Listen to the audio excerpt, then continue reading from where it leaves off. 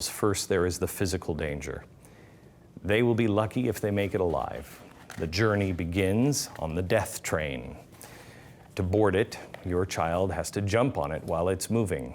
Many are unable to hold on. They'll fall, causing them to be trampled or run over or cut in half with the train. They'll lose their arms, their legs, possibly, if they survive the fall. And then they're forced to go back home, back where they started, only worse off than they were before. But that's the train. Those who make it close enough to the border have to endure the extreme terrain. According to news reports now,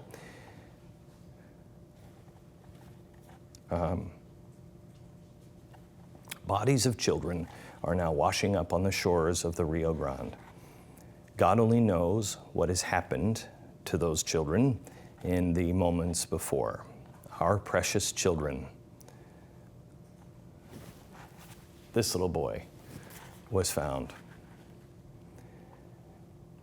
I don't know what your children are afraid of, and I cannot relate to your children and the fears that they might have, because my children are generally safe in America. My kids are afraid of the dark. I can't imagine what he felt like. I can't imagine the young children that are left to leave their parents in search of a better life.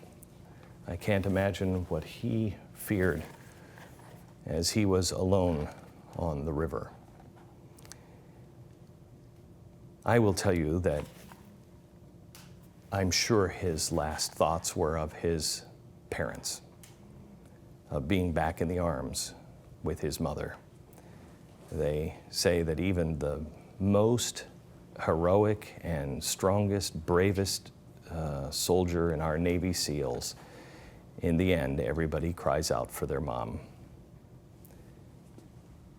Parents are important, and they will now never see their child again because they wanted to give him a better life. Again, no judgment. Others are not abandoned by the cowardly smuggler looking to make an easy buck. They are actually targeted, boys and girls, and their humanness is stripped from them. Their dignity, their worth is robbed from them as they are sold into sex slavery. I have a good friend of mine. His name is Tim Ballard. He started something called Operation Underground Railroad. This is something that he came to me about 3 or 4 years ago, and we gave the seed money to begin, and I still raise money to be able to rescue some of the children in some of your countries. I have seen firsthand how the sex slave industry has flourished in the lawlessness of Latin America, but make no mistake, the sex slave trade happens here in America as well. As part of an operation, Tim and his crew personally saw 20 girls aged 11 to 12 years old, frightened, trembling, too ashamed to look anywhere other than directly at the ground. They have identified and are currently working to liberate some 200 kids, all of whom are featured in a catalog. Traffickers actually take pictures of these children and print catalogs to show prospective clients. On my broadcast on my network, we have shown some of the undercover tape, and it is absolutely horrifying. Again, my charity has raised money to rescue some of these kids and try to return them home to their family. But there are thousands that we have personally seen that we can't get to all of them. Every parent wants to take the pain away from their child. When your son or daughter falls and gets a scrape or a cut or a bruise, they cry. Most times the injury isn't that bad. They're crying because they fall, they bump or whatever, it scared them. And so you comfort them. And it pains you to see them in pain. I remember my father telling me when he gave me a spanking once, this will hurt you more, or this will hurt me more than it will hurt you. I didn't understand that until I had to give my son a spanking the first time. I've only spanked my children, I think twice, maybe 3 times, and it tore me apart. I can't imagine what you're feeling. I can't imagine what your child will be feeling. I can't imagine what goes through the minds of these children who are trapped and scared, offered up as a prize for the slime of humanity to abuse and throw away. And you don't know where they are, and you can't comfort them. You cannot answer their cries. They are alone except for their God. That is not a better life. That may not, God forbid, that will not happen to your child, but it's going to happen to somebody's child. There is always hope. You may not see a way out, but there is always hope.